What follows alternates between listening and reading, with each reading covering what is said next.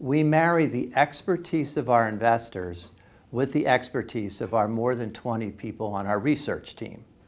So together, they identify both what are the needs of the relevant industries, what are the potential companies that could be invested in, and the strategic investors actually play a role in working with the company to evaluate who might be the right type of portfolio company for the fund to invest in. I'm here today with Ed Walter, Senior Advisor at Energy Impact Partners. Ed, thanks for joining us. Great to be here. Can you provide an overview of EIP and discuss your investment priorities relative to the built environment? So EIP was formed about a decade ago when some energy industry veterans got together and saw an opportunity in the energy transition. They recognized that with the advent of solar and other things, that the energy industry was going to change in a radical way. So they went out and brought together investors from the utility industry, from the clean molecules industry, and from the real estate industry to start to look at opportunities in the energy transition.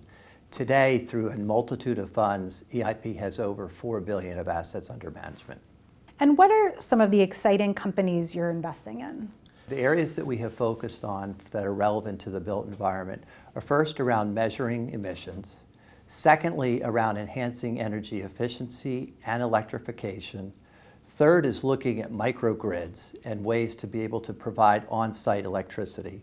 And then finally, looking at the important issue of embodied carbon, which ultimately for the real estate industry is important because to the extent that we can reduce embodied carbon in the products that we're using to build our buildings, we'll ultimately be able to reduce their impact on climate. Some of the companies that we've invested in that area, on the measuring side, probably the first and foremost is Measurable, which has just reintroduced or introduced their industry-leading platform for capturing both utility data and emissions data, as well as also providing a capability for an owner to, in real time, be able to figure out how to improve the performance of their buildings from a climate standard. Another one would be Audette. Audette uses technology to allow a real estate owner to look across their portfolio and understand what the emissions issues are related to their portfolio and where might be their best places to invest. On the electrification side, there's a company called AtmosZero that has an ability to use electricity to create high-intensity steam, so 100 to 200 degree temperatures. They've actually rolled out one of their first products in a brewery in the Colorado market. The fourth company that's involved in the efficiency area is somebody called AeroSeal, which has a non-invasive technology for sealing HVAC ducting.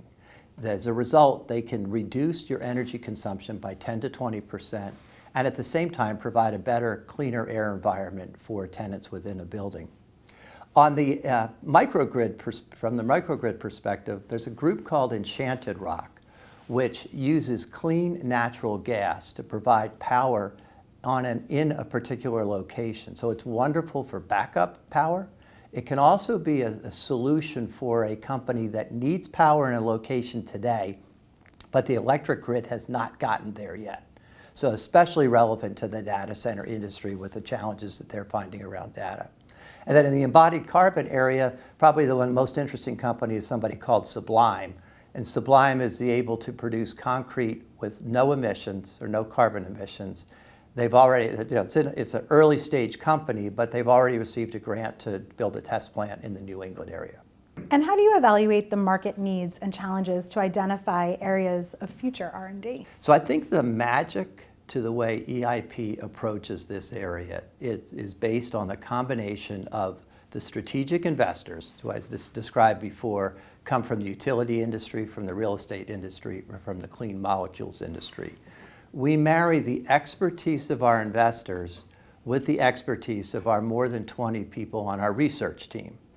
So together, they identify both what are the needs of the relevant industries, what are the potential companies that could be invested in, and the strategic investors actually play a role in working with the company to evaluate who might be the right type of portfolio company for the fund to invest in. Then we go a step further. Not only do the strategic investors play a role in selecting those, but then the whole ecosystem of Energy Impact Partners is designed to encourage investors to work with portfolio companies, both to give them feedback on their product, but also give them commercial opportunities. So to date, we've had more than $2 billion of transactions between portfolio companies and the investors. And if you think about how that works, it really creates the opportunity for the investors to both select the companies that they want to invest in and then make them successful.